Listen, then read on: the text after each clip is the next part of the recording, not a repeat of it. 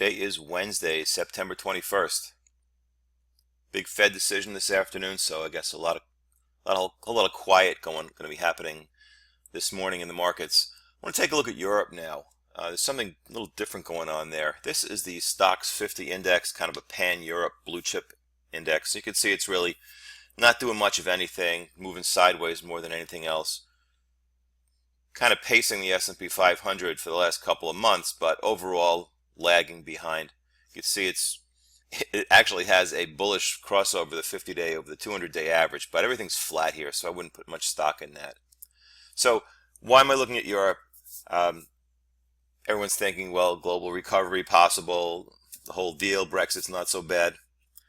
Take a look at this. Excuse me. Take a look at the domestic banking index. And you can see this is starting to do a lot better with the Fed threatening or hinting that they want to raise interest rates. That's going to be a good thing for banks, at least in lending. Let's get rid of that. So again, where am I going with this? Let's take a look at some European banks.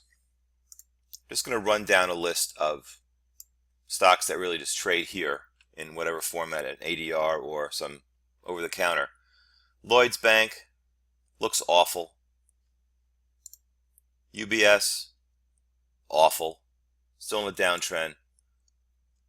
Barclays, again, awful.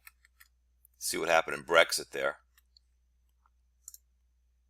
Standard Chartered, well, possibly a little bit of good news here. At least the short-term trend appears to be to the upside, but overall it's still in a long-term downtrend.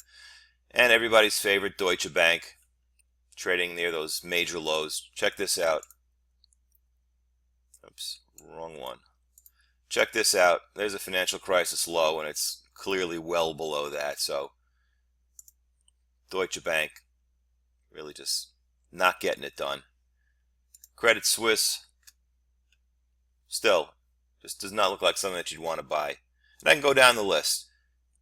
You know, Commerzbank in Germany, terrible. Credit Agricole in France, still bad. So I think I've made my point here that the European banks look awful. And with that in place, how is Europe as a whole going to really recover in terms of the stock market? So let's see what happens later with the Fed. Maybe they'll surprise us with a rate hike. Maybe they won't. We'll see.